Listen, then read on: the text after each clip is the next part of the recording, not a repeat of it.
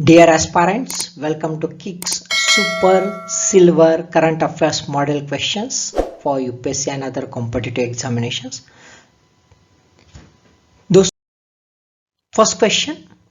Consider the following statements. In a phase 3 trial, Covaxin shows overall efficacy higher than AstraZeneca.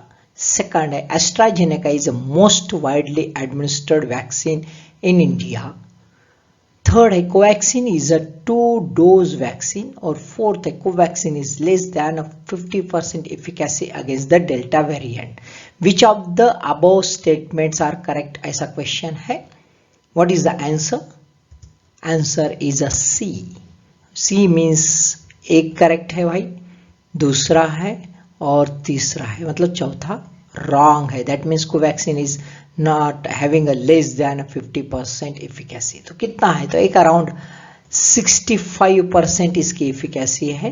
ध्यान में रखिए दोस्तों कि हु जो है उसी को इमरजेंसी के लिए वैक्सीनेशन अलाउ करता है या थेरापेटिक एलिमेंट में अलाउ करता है जिसकी इफिकेसी 50% के ऊपर है. तो ये जो है ध्यान में रख लेना, तो आसानी से क्वेश्चन समझ में आ सकता है. ये क्वेश्चन किस पर है? तो यह है कोवैक्सीन और एस्ट्राजेनेका, इसका कंपैरिजन यहाँ पे दिया है. ऐसे बहुत सारे ऐसे क्वेश्चंस आ सकते हैं. इसी वजह से जितने भी कोरोना की जितने भी वैक्सीन है कोविड की, वो सभी का कंपैरेटिव स्टडी करके रख दो. क्या है? So Covaxin is made by the Hyderabad based Bharat biotech India limited है. एस्ट्राजेनेका जो है ये कोविशील्ड करके भी पॉपुलरली कहा जाता है. फेज 3 ट्रायल जो है आईसीएमआर के साथ इसका हो गया है और कोवैक्सीन का, और उसके हिसाब से पता चला है कि ये ओवरऑल एफिकेसी जो है ये 77.80% है. 77.8% अगेंस्ट एस्ट्राजेनेका. एस्ट्राजेनेका की जो एफिकेसी इससे कम है.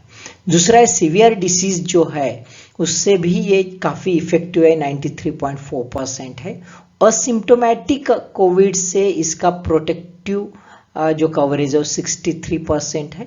और डेल्टा वेरिएंट के अगेंस्ट जो सबसे डेंजर अभी तक माना गया है उसके अगेंस्ट में भी अच्छा काम करते हैं, यानी 65% एफिकेसी दिखाती है.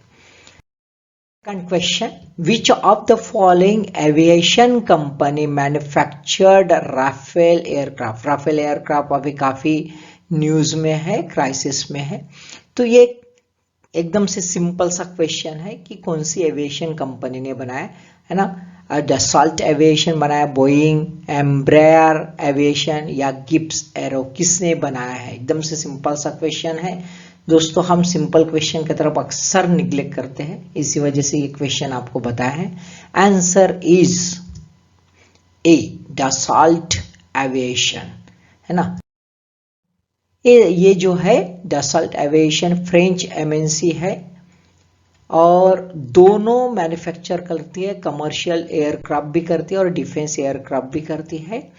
ये इन्वेस्टिगेशन में आगे, नेटवर्क में आगे of national financial prosecutors office France के, जिसका वेबसाइट है मीडिया पार्ट, वो इन्वेस्टिगेशन का सब डिस्क्रिप्शन देते रहता है.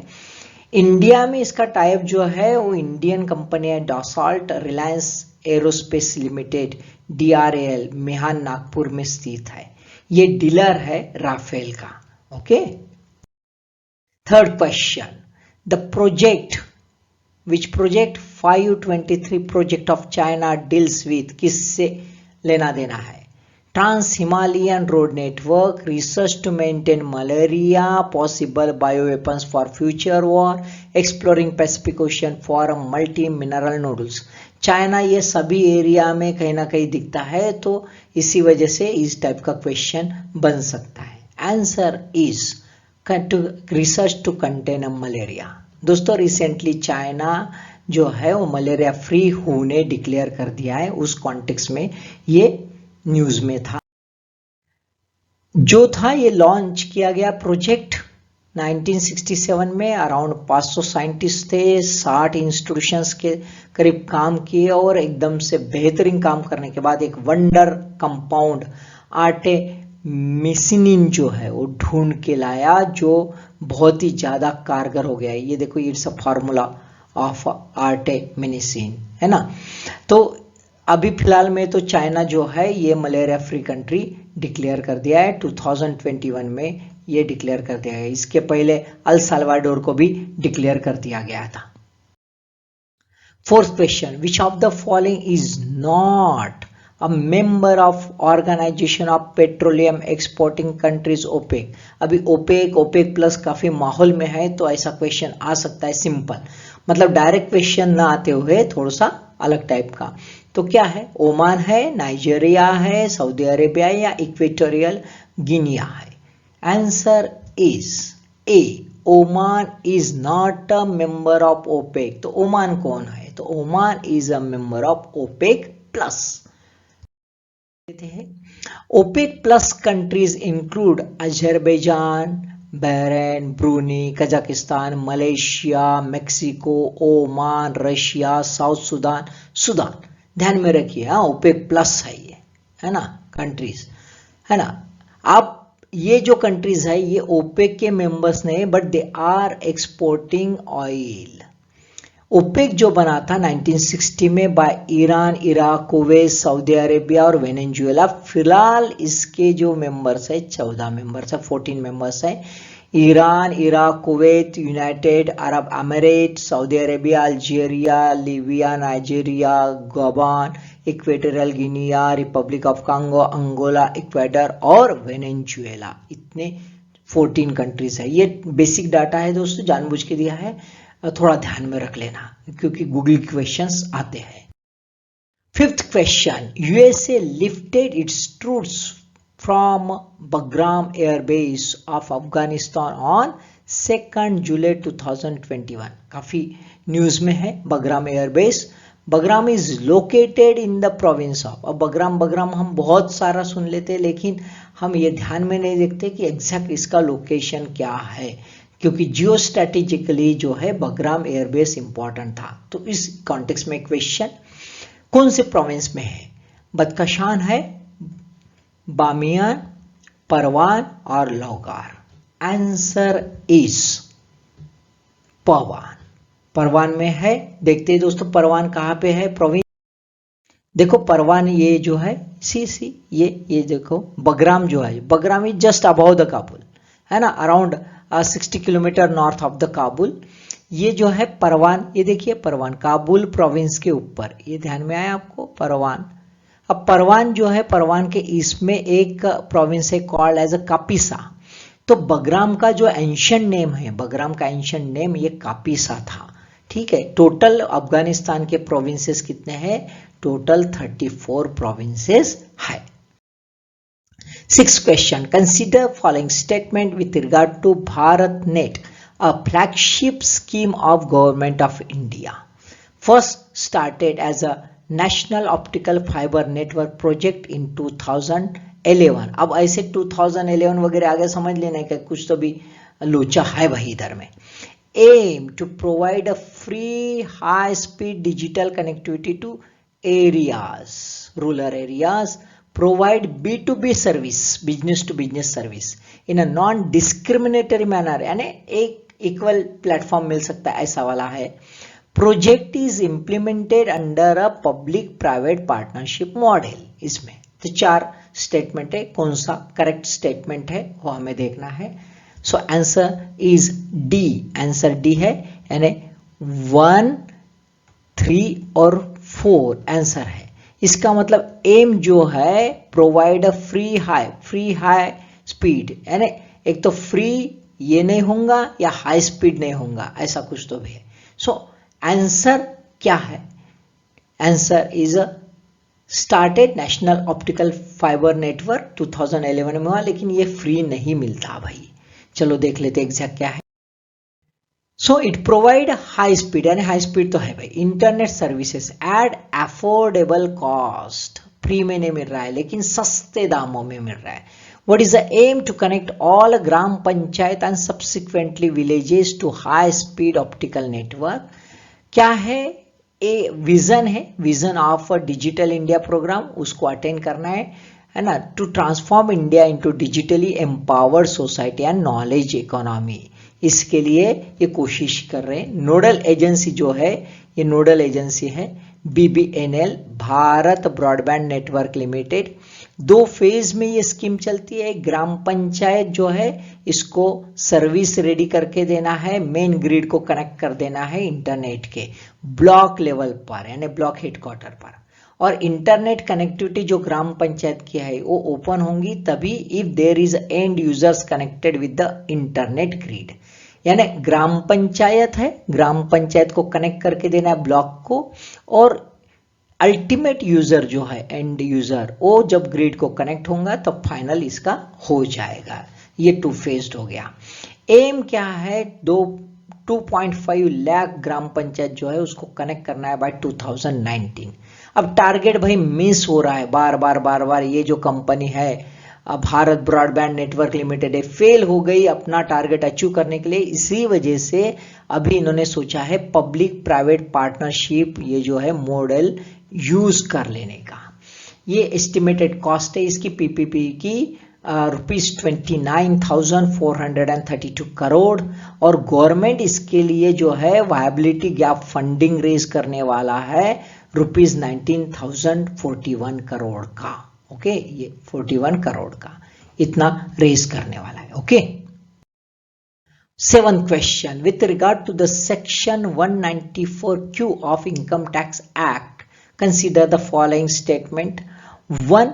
This section was introduced in 2020-21 budget. ये ऐसे कुछ डाटा आ गए तो समझ लेना कुछ तो भी लोचा है।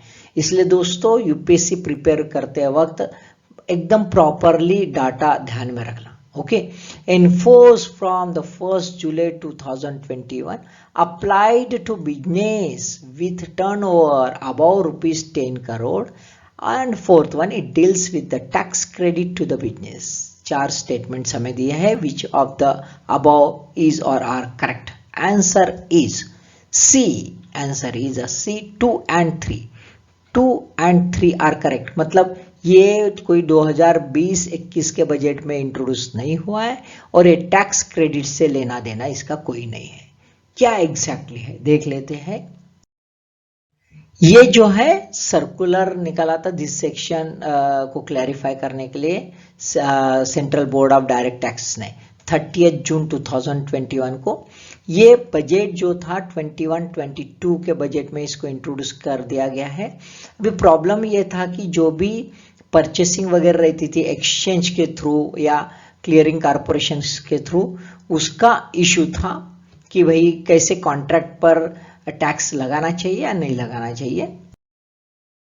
क्लैरिफिकेशन क्या है, the provision of this section not applied, यानी ये सेक्शन जो है ये अप्लाई नहीं होगा for transaction in securities and commodities जो रिकॉग्नाइज्ड, ध्यान में रखो वर्ड है रिकॉग्नाइज्ड स्टॉक एक्सचेंज और cleared and settled by recognised clearing corporation. जो रिकॉग्नाइज इससे रिलेटेड है इस पर ये सेक्शन अप्लाई नहीं होगा, यानी इसको टैक्स लागू नहीं होगा। That means not apply to the value even above ₹50 lakh. 50 lakh के ऊपर भी परचेसिंग हो गई, ट्रांजैक्शन हो गया तो इसके ऊपर टैक्स लगेगा नहीं। अब मतलब ये सेक्शन किस पर अप्लाई है, the business with a turnover of above ₹10 crore in the preceding financial year, यानी जो बायर रहता है जिसने यदि अपने गुड्स परचेस कर दिए which have value exceeding ₹50 lakh in a financial year, उसके ऊपर जो है टीडीएस कितना बैठेगा, tax deduct at source 0.1% of the purchase value. Okay, 8th question, identify the rivers of Bihar through the codes।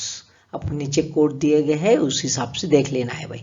ये देखो ये गंगा रिवर है, this the main river, main Ganga river, ये गंगा रिवर है और उसकी ये जो है ट्रिब्यूटरीज है।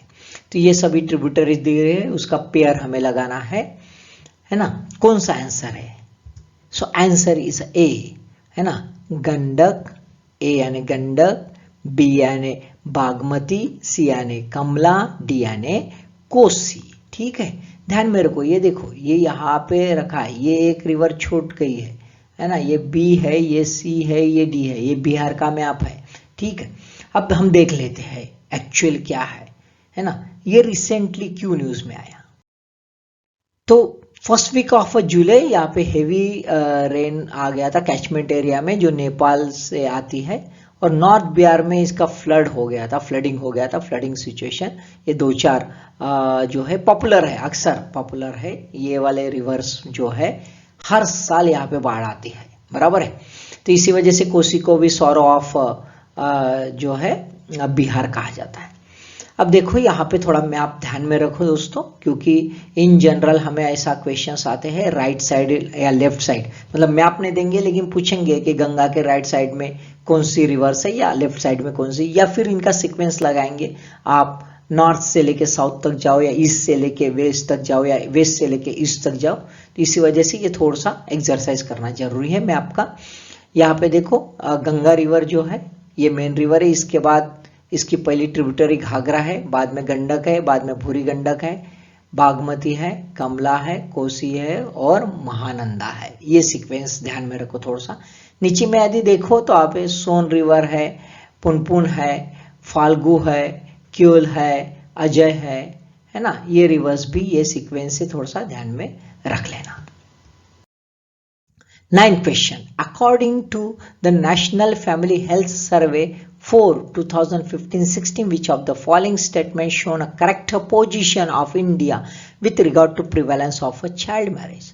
दोस्तों कोविड कंडीशन में जो है काफ़ी कुछ चाइल्ड मैरिज के इश्यूज रेज हो गए हैं, बहुत सारे स्टेट्स में चाइल्ड मैरिज बढ़ गए ऐसा भी कहा जाता है, या बहुत सारे स्टेट्स जो है वो सक्सेसफुल रहे हैं, जैसे उड़ीसा वगैरह जो स्टेट है सक्सेसफुल रहे इसको चेकआउट करने के लिए, और इसी वजह से ये क्वेश्चन बनता है ना।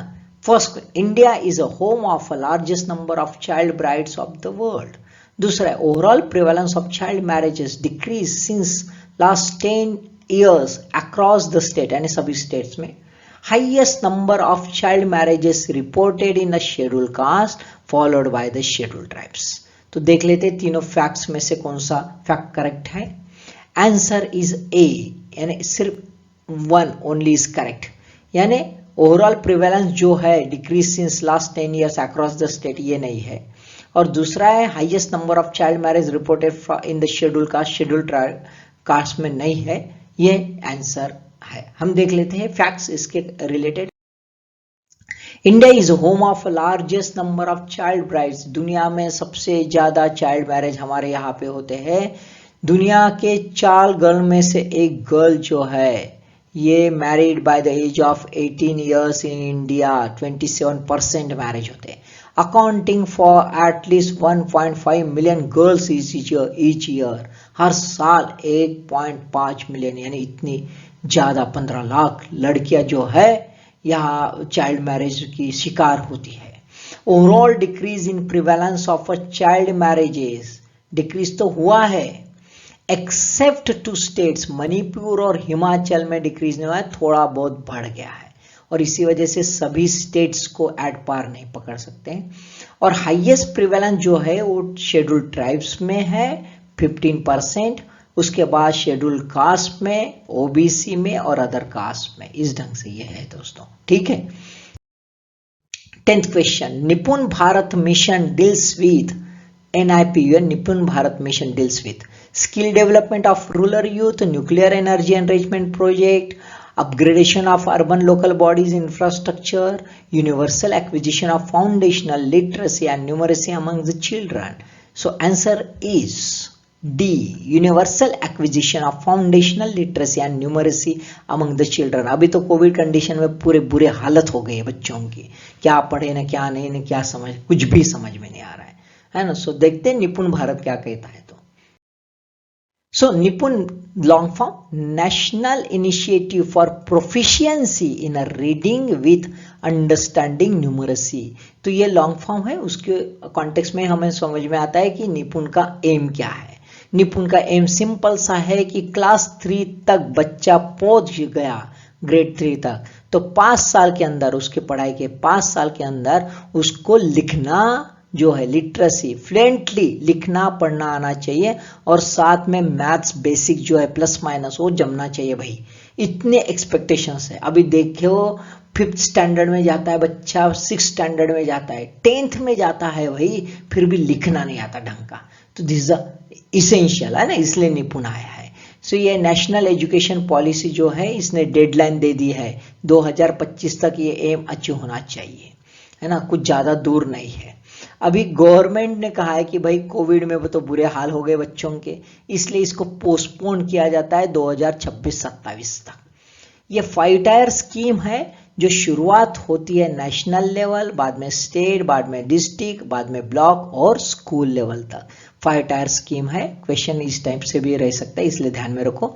टोटल कॉस्ट है ₹500 पर चाइल्ड पर ईयर आती है, और टोटल इसके एनुअल कॉस्ट जाएंगी टू 2200 to 2300 करोड़, इतना जाने वाला है। अब ये जो निपुण जो है इसका तो फाउंडेशनल लिटरेसी और न्यूमरेसी इसमें अटेंड करना है 2026-27 तक। लिखना पढ़ना, रीडिंग वर्ड है, देखो रीडिंग है, राइटिंग है, न्यूमरेसी, तीनों चीजें आनी चाहिए, है ना। कब तक? जब वो क्लास 3 तक जाता है तब, है ना। सेंट्रल स्क्वायर फाउंडेशन एनजीओ जो है इसने काफी इनपुट दिए, टेक्निकल सपोर्ट भी दिया है। प्रथम फाउंडेशन जो है एजुकेशन फाउंडेशन, इसने फीडबैक दिया था। और ये जो इसका फंडिंग है समग्र शिक्षा अभियान, ये जो फ्लैगशिप स्कीम है इससे होता है। अब दोस्तों इसका प्रॉब्लम ऐसा है कि समग्र शिक्षा अभियान का खुद का फंडिंग ही श्रिंक हो गया है 20% से। तो अभी ये भी क्वेश्चन मार्क है कि भाई ये स्कीम को निपुण को बराबर फंडिंग होगा या नहीं होगा। प्रॉपर यूटिलाइजेशन भी कोविड की वजह से नहीं हो रहा है। अभी भी सेकंड वेव से निकल गए हैं, थर्ड वेव्स में एंटर कर रहे हैं, तो थोड़ा सा मुश्किल है ये साल भी, ऐसा कह सकते हैं। 11th question, with regard to the Cyprus nation, consider the following statement. Cyprus is the 3rd largest island of a Mediterranean Sea.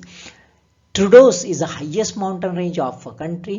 Cyprus is a member of European Union, and Paphos is the capital of the Cyprus. So which is the correct answer? So here answer is a C. 1 2 3 यानी Paphos जो है it's not a capital. तो देख लेते हैं answer correctly. So recently news था क्योंकि forest fire हो गया था। ये ट्रूडोस माउंटेन जो है दोस्तों, है ना, ये ट्रूडोस माउंटेन के इसमें फायर हो गया था। ये वाला जो एरिया है यहाँ पे फायर हो गया था और इसी वजह से ये न्यूज में है। ये यूरोपियन यूनियन का मेंबर है, मई 2004 से है। इस पर एलिगेशंस भी है कि ऑर्गेनाइज क्राइम सिंडिकेट को चलाता है और यूरोपियन यूनियन के कंट्रीज में इन्फिल्ट्रेट करता है। इसका कैपिटल जो है, ये कैपिटल ये जो है, ये देखो दोस्तों, इट्स कैपिटल निकोसिया, ये कैपिटल है। और ये 3rd लार्जेस्ट आइलैंड है मेडिटेरियन सी का, सिसिली और सार्डिनिया के बाद।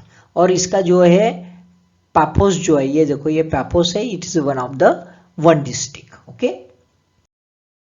12th question, stock prices of gold and silver precious metal weaken. अभी recently इसकी कीमतें कम हो गई in the month of the June 2021 due to what are the reasons? Decreased demand in the domestic market of India. Second, strengthening US dollar. Third, building equity market. Fourth, decreasing custom duties. किस वजह से हो गया है? So answer is B, 2 and 3. 2 and 3, strengthening US dollar और building equity market. Share market का बोलबाला होना शुरू हो गया और यूएस डॉलर जो है मजबूत हो गया और इसी वजह से जो है गोल्ड और सिल्वर जो है मेटल, इसके जो है प्राइजेस घट गए। कुछ देख लेते इसके बारे में। नवंबर 2016 से जो है पहली बार टूट गया है। कॉमेक्स गोल्ड जो है 7% से लॉस्ट, कॉमेक्स सिल्वर 6.5% से लॉस्ट, एमसीएस गोल्ड फ्यूचर जो है 5.1% से लॉस्ट हो गया। इसके साथ जो 2 रीजन बताए, इसके साथ भी और 2 रीजन है कि यूएस रिजर्व फेडरल ने अपना जो है will start to reduce the bond purchasing बंद कर दिया गया और इंटरेस्ट रेट जो है वो 2023 में बढ़ाने की पॉसिबिलिटी यूएस की है। तो ऑब्वियसली अभी पैसा दूसरे तरफ डाइवर्ट होगा, अभी गोल्ड और सिल्वर में इन्वेस्ट कम हो जाएगा तो अपने आप उसके प्राइजेस कम होना शुरू हो गए। 13 questions. As per the new guidelines of a SEBI, within fill in the blanks of a incident of disruption in any or more critical systems for a business transaction, market infrastructure institutions shall declare incident a disaster. है ना, सेबी की नए guideline के हिसाब से यदि कुछ गड़बड़ी आती है मार्केट ट्रांजैक्शन में, तो मार्केट इंफ्रास्ट्रक्चर इंस्टीट्यूशन को कितने समय के लिए गड़बड़ी हो जाती है तो डिजास्टर डिक्लेयर करना पड़ता है. Answer is A, 30 minutes. है ना, रिसेंटली सेबी ने बहुत ज्यादा गाइडलाइंस दे दी है और बहुत स्ट्रिंजेंट एक्शंस लेने के लिए कुछ जो है सर्कुलर निकाला है. नया सर्कुलर है क्योंकि नेशनल स्टॉक एक्सचेंज जो है इसने 4 घंटे तक इसकी साइट भाई बंद रही और पूरा बेहाल हो गया, और इसी वजह से 5 जुलाई 2021 को सेबी ने नया गाइडलाइन ला लिया कि कुछ भी टेक्निकल स्नैक्स लाता है कोई स्टॉक एक्सचेंज या जो मार्केट इंस्टीट्यूशनल जो है इंफ्रास्ट्रक्चर रन करने वाला, उसने गड़बड़ी कर दी तो उस पर और पेनल्टी है. तो इसके बहुत सारे मिनट है, यानी 30 मिनट्स का गड़बड़ कर दिया तो डिजास्टर डिक्लेयर कर दो भाई. जो ये है MIS जो है, it shall begin the disaster recovery site with in 45 minutes. 45 minute के अंदर उन्होंने डिजास्टर रिकवरी साइट जो है स्टार्ट होनी चाहिए. नहीं हुई तो पेनल्टी है. यदि नहीं सक्सेस हुआ तो डिसइंसेंटिव है 10% of the average stand alone net profit for the previous 2 financial years, या 2 करोड़ जो भी ज्यादा होंगे हो. अब साथ में सिर्फ इंस्टीट्यूशन का नहीं तो उसको चलाने वाले भी जो है, क्योंकि चलाने वाले ही बदमाश होते हैं, और इसी वजह से managing director chief technical officer जो है उसके ऊपर भी पेनल्टी है. उसके पगार से सेपरेट पे 10% इच फॉर देयर एनुअल पे, के पगार से वसूल किया जाएगा 10%. आप सोच सकते हो काफी हेवी हो जाता है ना. अब यदि कोई एक्सचेंज फेल हो गया है including from the disaster recovery site with in 3 hours, यदि वो क्रिटिकल सिस्टम को स्टार्ट नहीं कर पाया तो एक एडिशनल फाइनेंशियल डिसइंसेंटिव भी बैठ जाएंगे. साथ में यदि नॉर्मल कंडीशन नहीं लाया with in 75 minutes of disruption तो उसके ऊपर और एडिशनल पेनल्टी डाली जाएगी. देखो पेनल्टी के ऊपर पेनल्टी है. सेबी कहता है कि यदि कुछ गड़बड़ होती है तो 2 घंटे के अंदर सेबी को बताना है कि भाई गड़बड़ी हो गई, एक्सप्लेनेशन दे देना है. प्रिलिमिनरी रिपोर्ट 24 घंटे के अंदर देना है, और रूट कॉज एनालिसिस जो है 21 डेज के अंदर देना है. और नहीं दिया तो if exchange fail to submit the root cause analysis report within a stipulated time तो फाइनेंशियल डिसइंसेंटिव बैठ जाएगा ₹1 लाख पर वर्किंग डे. उसके बाद 21 दिन के बाद हर दिन 1 लाख रुपया पेनल्टी बैठेगी. अब जो है ये क्यों है, क्योंकि अभी पूरा का पूरा यदि हम स्टॉक एक्सचेंज देखें तो ये टेक्नोलॉजी बेस्ड हो गया है, और टेक्नोलॉजी बेस्ड हो जाने की वजह से काफी स्पीडी ट्रेडिंग होना शुरू हो गया है. यदि कुछ भी गड़बड़ी होती है तो जो ट्रेडर्स होते हैं उनको काफी लॉस होता है, उनको प्लानिंग बराबर नहीं कर पाते, ऑडिट बराबर नहीं कर पाते, बहुत ये सारे इश्यूज आ सकते हैं. और इसी वजह से जो है जो स्टॉक एक्सचेंज या इंस्टीट्यूशंस है उनका परफॉर्मेंस और इफिशिएंसी बरकरार रहना चाहिए, और इसी वजह से ये फाइनेंशियल डिसइंसेंटिव्स लगाए गए हैं. 14th, गोमती रिवर इज, पहला सेंटेंस है originated in Uttar Pradesh and mid to Ganga in Uttar Pradesh. दूसरा originated in Uttarakhand and mid to Ganga in Uttar Pradesh. Third originated in Uttar Pradesh and mid to Ganga in northern Bihar. And last one D, originated in Uttarakhand and mid to Ganga in northern Bihar. एकदम simple सा है दोस्तों question, लेकिन googly है, हम बड़ा confuse हो जाते हैं, है ना. तो आंसर क्या है पहले देख लेते हैं. आंसर इज ए, ये यूपी में ही ओरिजिनेटेड है और यूपी में ही इसका जो है गंगा को मिलन होता है, यानी ये इंट्रास्टेट रिवर है. बराबर है. ये क्यों न्यूज में देख लेते. सीबीआई ने जो है इन्वेस्टिगेशन शुरू किया है गोमती रिवर फ्रंट प्रोजेक्ट, जो 2014-15 समाजवादी पार्टी के वक्त जो था ये बनाया गया। It was a state project, है ना। ये देखो आप गोमती रिवर देख सकते हो यहाँ पे मैप में। एक अराउंड ये 1513 करोड़ का प्रोजेक्ट था और फ्रेंच कंपनी जो थी एक्वेटिक शो, इसको कॉन्ट्रैक्ट दिया गया था। कुछ इश्यूज थे कि इसके हाई एम्बैंकमेंट कर दिया गया है लखनऊ को प्रोटेक्ट करने के लिए, तो ये नदी सिकुड़ गई है। नेचुरल ड्रेन जो है वो पूरे ब्लॉक कर दिए गए और अभी जो रेसिडेंशियल और इंडस्ट्रियल सीवेज इसमें पास ऑन हो रहे हैं। ये 1970 से काफी सिकुड़ गई थी और अभी तो मेजर स्ट्रेस है 2016 से। एक्चुअली ये जो रिवर है, ये रिवर फ्लड प्लेन जो है और फर्टाइल लैंड जो है अभी रेसिडेंशियल एरिया से कवर हो गया है, तो नदी जो है वो नाले में तब्दील हो गई है। बड़ा बेकार हाल हो गया है। यदि हम गोमती रिवर के बारे में कुछ फैक्ट्स जानना चाहते हैं तो देखिए, it's originated from the Gomtal near Mahadev Tanda east of the Pilibhit. Pilibhit पहाड़ जो है मतलब हिमालयन रेंज जो है यूपी का, वहां पे है। लेंथ अराउंड 960 किलोमीटर है। गंगा में सैदपुर के पास खैती है, वहां पे मिलती है। It's near to just Varanasi के पास है। यहाँ पे एक मार्कंड महादेव का टेम्पल भी है, काफी पॉपुलर टेम्पल है। इट्स अ सीजनल रिवर दोस्तों, ये मानसून और ग्राउंड वाटर जो है इससे फेड अप होती है, यानी ये पेरिनियल रिवर नहीं है ना। लखनऊ जो है ये Lucknow it's situated on the bank of this river.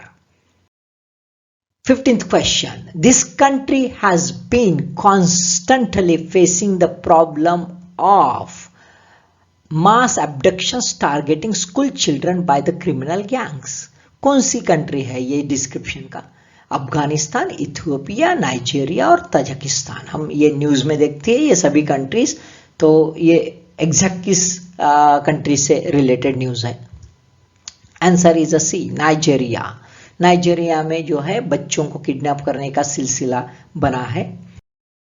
140 students जो है वो बोर्डिंग स्कूल से उठा गए नॉर्थ वेस्टर्न नाइजीरिया में से। ये जो देखते हो आप कड़ुना एरिया है वहां से उठाए गए हैं। ये 4th सीरीज है कड़ुना स्टेट से, दिसंबर से। 2014 से पहली बार ये न्यूज में था, 2014 से सिलसिला चल रहा है। ये इस्लामिस्ट जो मिलिटेंट ग्रुप है, जिहादिस्ट ग्रुप है बोको हराम, इसने पहली बार जो है 300 स्कूल गर्ल्स को किडनैप किया था चिबोक से, है ना। तब से ये सिलसिला बना हुआ है और consistently Nigeria is facing the problem of this abduction. 16th question, recently lambda variant become a new threat of a COVID-19 to human world, है ना। in this regard above facts जो है इसके हिसाब से फॉलोइंग स्टेटमेंट देख लेते हैं। पहला वाला स्टेटमेंट है 7th of the variant of the COVID-19। Second है it has at least 7 significant mutations in the spike protein। Third, it classified as a variant of a concern। And fourth, formal scientific name is a L.15। कौन से fact है भाई correct lambda variant से related? So answer is a B. Answer is a B1 and 2, 1 and 2, है ना। यानी ये variant of concern नहीं है और इसका साइंटिफिक नेम L.15 नहीं है। चलो देख लेते थोड़ा सा briefly. So it classified as a variant of interest and not a variant of concern। Variant of concern कौन है? अल्फा, बीटा, गामा, डेल्टा, ये वेरिएंट्स है, बराबर है। साइंटिफिक नेम क्या है इसका? C.37। Okay. 17th question, what is the aim of Open Network for Digital Commerce ONDC project? A, covering remote areas। B, making multiple national commerce platform। C, enhance accessibility to the consumers। and D, curbing digital monopolies। क्या है answer देख लेते हैं। D, curbing monopolies. Digital monopoly जो है उसको, बहुत सारे बड़े बड़े प्लेटफॉर्म्स हैं अमेजन और ये सब मोनोपोली करके बैठे हैं। उनकी मोनोपोली तोड़ने के लिए जो है गवर्नमेंट एक ओपन प्लेटफॉर्म लाना चाहती है। Department of promotion of industry and internal trade जो है इसने एक एडवाइजरी कमेटी बनाई इसके लिए, एक ऐसा प्लेटफॉर्म जो सब रिटेलर्स को ओपन रहेगा। ये जो है हम पेमेंट के बारे में देखते हैं unified payment interface government of India ने तैयार किया है, बिल्कुल इसी तरह से ये जो है ई कॉमर्स कंपनी के लिए भी ऐसा ही एक प्लेटफॉर्म तैयार करेगा। एम क्या है, promote open network develop by open source methodology, सभी के लिए ओपन होगा, हर रिटेलर उसको यूज कर पाएगा, किसी एक की मोनोपोली नहीं होगी। तो जो बिग शॉट्स है ई कॉमर्स में है ना, उनकी मोनोपोली तोड़ने के लिए ये गवर्नमेंट का प्रयास है, बेहतरीन प्रयास है, और इसके वजह से रिटेलर्स जो है इनको काफी बेनिफिट होने वाला है। 18 e way bill mandatory for, e way bill किसको मैंडेटरी है भाई? 1 interstate transportation of goods valued over ₹50,000, second intrastate transportation of goods valued over ₹50,000, third import of goods valued ₹10 crore। Choose the correct code, कौन सा answer है देख लेते हैं। A 1 and 2, 1 and 2 है, यानी इंपोर्ट से लेना देना नहीं है, ये इंटरस्टेट और इंट्रास्टेट यानी इंडिया के अंदर ही लेना देना है भाई। देख लेते थोड़ा ब्रीफली, है ना। ई-वे क्या है? It's a permit mandatory for both interstate as well as intrastate transportation of the goods worth values rupees over, यानी 50,000 के ऊपर, 50,000 नहीं 50,000 के ऊपर, ठीक है। ये जो है इट मस्ट बी जनरेटेड, आपको जब गुड्स शिप करना है यानी लेके जाना है, ट्रांसपोर्ट करना है, उसके पहले ये बनाना पड़ता है। इसमें गुड्स के बारे में डिटेल्स रहेंगे, कंसाइनर के बारे में डिटेल्स रहेगा, जो उसको मिलना है रिसिपेंट उसके बारे में रहेगा, और ट्रांसपोर्टर जो है उसके बारे में भी डिटेल लिखा रहेगा। तो काफी कुछ बेनिफिट हो जाता है, कहाँ से माल जा रहा है, कहाँ जा रहा है, ये सब उसमें पता चल जाता है। ये इलेक्ट्रॉनिकली जनरेट होता है थ्रू द GSTN। अब ये मैंडेटरी कर दिया गया है इंटरस्टेट ट्रांसपोर्टेशन के लिए 1 अप्रैल 2008 से, और इंट्रास्टेट के लिए कुछ स्टेट्स में किया है, सारे स्टेट्स में नहीं है, 25 अप्रैल 2015 से। 19th delimitation commission has a genesis in the article of the constitution of India. कौन सा आर्टिकल है देख लेते हैं आंसर। आर्टिकल 82 में इसका ओरिजिन हम देख सकते हैं डिलिमिटेशन कमीशन का। दोस्तों डिलिमिटेशन कमीशन जो है ये 82 में से क्रिएट करते हैं by the act of the parliament.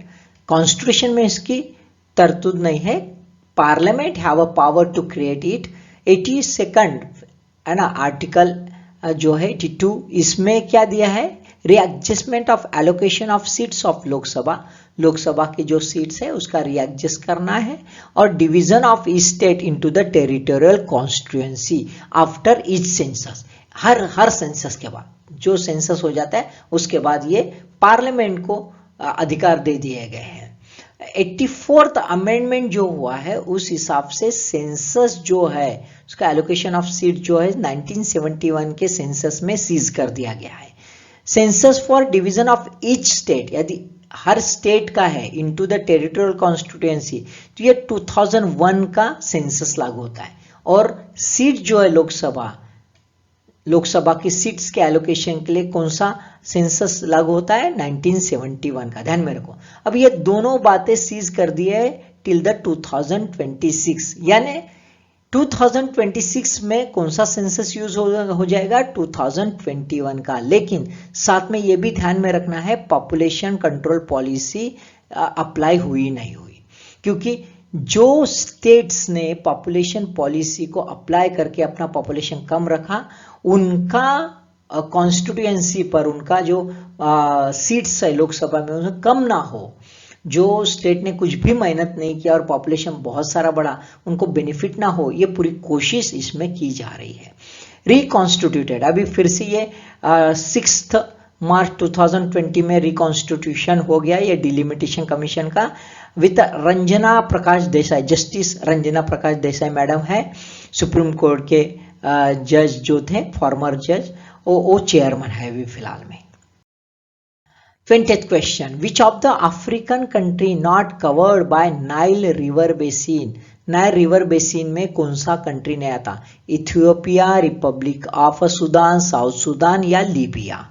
So answer is Libya, Libya नहीं आता दोस्तों। देख लेते हैं ब्रीफली, न्यूज में था ये। एक्चुअली न्यूज में इसलिए था कि ये disputes over the grand Ethiopian renaissance dam जो है, ये देखो यहाँ पे आप मैप में देख सकते हो, it's Africa largest hydro electric project है। और इजिप्ट और सूडान जो है, ये देखो सूडान और इजिप्ट जो है ये लोअर रिपेरियन है, लोअर रिपेरियन स्टेट्स है। इन्होंने इसको सेकंड फेज को अपोज किया है। क्यों? तो भाई इसकी हाइट जब बढ़ जाएगी, इथियोपिया चाह रहा था इसकी हाइट बढ़ाए सेकंड फेज का, तो ऑब्वियसली ये जो दो कंट्रीज है इन कंट्रीज के सिटीजन्स को पानी नहीं मिलेगा, ये डर था। अब नाइल रिवर बेसिन जो है it's contains over 10% of the Africa's land mass and it covers the 11 countries. 11 countries जो है इसके बेसिन में आते हैं, जैसे इथियोपिया है, सूडान है, साउथ सूडान है, इजिप्ट है, रवांडा है, Tanzania, Uganda, Burundi, democratic Republic of Congo, Eritrea और केनिया, इतने 11 कंट्रीज आती है। 21st question, which of the following department is not a part of the finance ministry of the union government of India? कौन सा department नहीं आता? First economic affairs, second investment and public asset management, third department of public enterprises and fourth economic statistics division. So answer is D, only 4 जो है ये ministry का part नहीं है। देख लेते हैं। So this division is a part of ministry of statistics and programme implementation. अब क्या हो गया, recently department of public enterprises जो था, जो ministry of heavy industries and public enterprises में था, उसको निकाला और मिनिस्ट्री ऑफ फाइनेंस में डाल दिया। और ऑब्वियसली इसके वजह से जो ministry of heavy industries and public enterprises था वो रीनेम हो गया, क्योंकि वहां से तो पब्लिक एंटरप्राइजेस निकल गया, तो it was now renamed as ministry of heavy industries.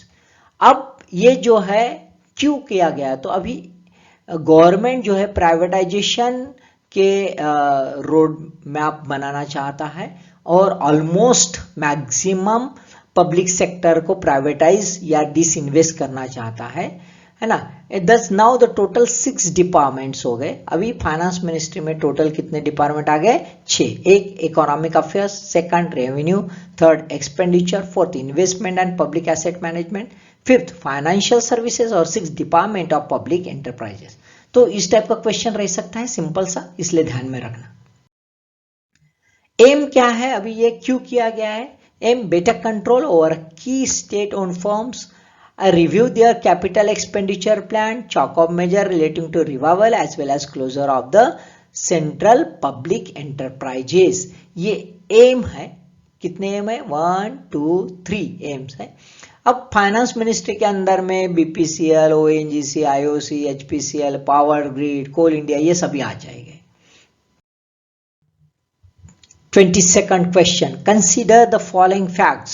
Cooperative subject is a part of concurrent list of the Constitution of India. Act of Union 2002 deals with intrastate as well as interstate cooperatives. Third, Union Ministry of Cooperation is a new ministry created in the month of the July 2021. Fourth, Rural Cooperative Credit Institution is a 3-tier structure. So recently ये news में है, इसी वजह से answer पहले देख लेते हैं। तो answer is a D, 1 3 and 4। That means union act जो है 2002 का, ये इंट्रास्टेट और इंटरस्टेट के कोऑपरेटिव्स के साथ डील नहीं करता। तो ऑब्वियसली वर्ड पहला ही है, देखो यहाँ पे कॉन्करेंट लिस्ट ऐसा वर्ड है, तो ऑब्वियसली स्टेट और सेंटर दोनों इसमें एक्ट बनाते होंगे कोऑपरेटिव्स में। तो सेंटर यदि बनाएगा तो सेंटर जो है इंट्रा स्टेट के बारे में कभी बात नहीं करेगा, ध्यान में रखो। ओके, ये थोड़ा सा हमें कॉन्सेप्ट क्लियर रहा कि अपने आप यहाँ पे एलिमिनेशन हम कर सकते हैं। सो यूनियन एक्ट जो है वो इंटर स्टेट से हो सकता है, तो इट्स अ रॉन्ग। ओके, देख लेते ब्रीफली। देखिए ये जो यूनियन मिनिस्ट्री है 7 जुलाई 2021 में हो गई है। ये पहले जो था cooperative was a subject of the ministry of agriculture. अभी देखिए खास बात यह है, it's now home minister is in charge of this ministry. Home minister के पास स्पेशल चार्ज दे दिया गया है। और मल्टी स्टेट कोऑपरेटिव एक्ट जो था 2002, ये जो cooperative societies more than one state में वर्क करती है, मल्टी स्टेट में, उसके लिए बनाया गया था। अब ये इतना जो है भाई, क्या जरूरत है ये मिनिस्ट्री बनाने के लिए वगैरह, तो देखो what are the aims, to depend the cooperatives as a true people based movement reaching up to the grass root level. Ministry will work to streamline the process of ease of doing the business, यानी cooperative का जो enterprises है, जो cooperative movement है, उसको बढ़ावा देने के लिए ये मिनिस्ट्री बनाई गई है। It is being declared by the government of India. 23rd, recently which European country enacted law which banned the promotion of homosexuality in schools? Hungary, Poland, Greece या बेलारूस? आंसर इज ए, हंगेरी, है ना। काफी चर्चा में रहा है। यूरोपियन यूनियन जो है इसके ऊपर बैन किया है।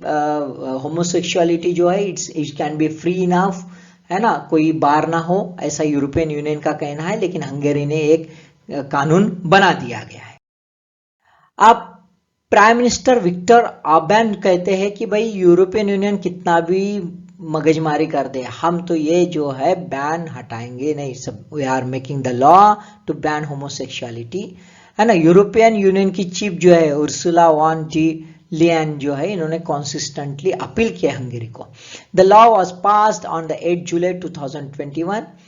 एक्ट क्या है, तो it bans schools from using materials seen as promoting homosexuality and gender reassignment. ये स्कूल में नहीं कर सकते। अंडर 18 का बच्चा जो है पोर्नोग्राफिक कंटेंट देख नहीं सकता। And also proposed to setting up the list of the group allowed to hold a sex education session in school. School में कौन सा ग्रुप सेक्स एजुकेशन लेंगे उसकी एक लिस्ट बनाई गई है ना। तो ऑब्वियसली प्राइम मिनिस्टर विक्टर ऑर्बैन ये है, ये राइट विंग लीडर है, और ऑब्वियसली इसी वजह से इस टाइप का जो है एक्ट क्रिएट हो गया है। 24th क्वेश्चन, क्रेन एनर्जी जो है secured an order from the French court authorizing freezing of 20 Indian government properties in Paris valued at over 20 million euros. अब crane energy MNC belong to which country, कौन से country का है? सो answer is UK, Britain की ये company MNC है। ये recently ये काफी न्यूज में थी। अब ये जो है ये बड़ा पेचीदा मामला है, कंटिन्यूस झगड़ा फसाद चल रहा है इसके ऊपर। रेट्रोस्पेक्टिव टैक्सेशन पॉलिसी जो है 2012 की गवर्नमेंट ऑफ इंडिया की, इसके हिसाब से 1962 में जो है एक कैपिटल गेन टैक्स का इशू आ गया था, जिसमें इंडियन होल्डिंग कंपनी थी cranes India limited.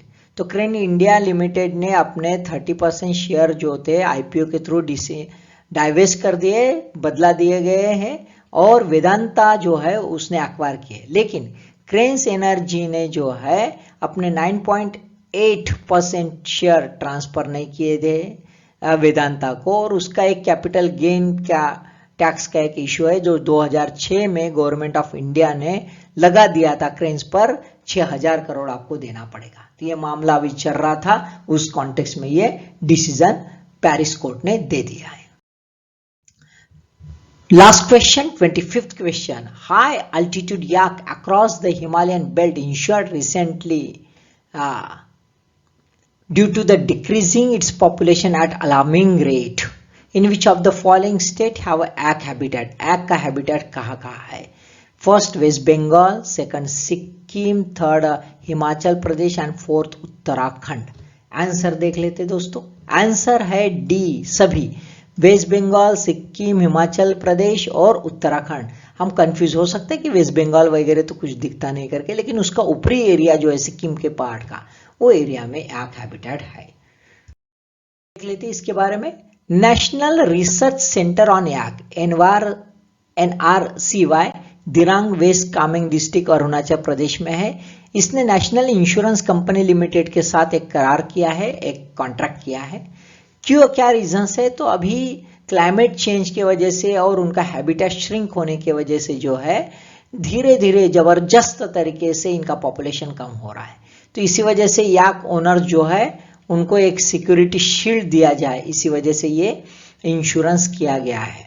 Weather calamities है, डिसीज है, याक का ट्रांजिट फेज होता है, एक जगह से दूसरे जगह जाना, वहाँ पे कभी वो मिसहैप हो जाता है, कहीं चले जाते हैं, कभी पहाड़ियों से गिर जाते हैं, कोई सर्जिकल ऑपरेशंस है या कोई रॉइड्स में वगैरह मारे जाते हैं, ये सभी के लिए ये कॉम्प्रिहेंसिव इंश्योरेंस बनाया गया है। अब इंश्योरेंस बनाते वक्त हर एक एक्ट का डिस्क्रिप्शन किया गया है और ईयर टैग किया गया है, यानी इसी वजह से एक्ट ओनर को अपना एक्ट आइडेंटिफाई करना आसान हो गया है। दोस्तों ये जो एक्ट का है कितना कैसा डिक्रीज हो गया, देखिए एक 24.7% जो है नंबर डिक्रीज हो गए हैं। अभी फिलहाल में 58,000 एक्ट पॉपुलेशन बचा है। ये कुछ यहाँ पे है, कौन सा एरिया है देखिए, ये पूरा पट्टा है, it is a completely belt, ये बेल्ट है। ये बेल्ट में हम क्या है, ये बेल्ट में हम एक्ट पॉपुलेशन जो है ये एक्ट पॉपुलेशन देखते हैं, हिमालयन हाई एल्टीट्यूड एक्ट है ये, ठीक है। ये थोड़ा सा डाटा आप ध्यान में रखो। So this are the 25th silver questions, selected question किया है, इससे आपको समझेगा कि किस ढंग से क्वेश्चन आ सकते हैं, क्या रुक रहना चाहिए, how to study the current event. Okay, thank you.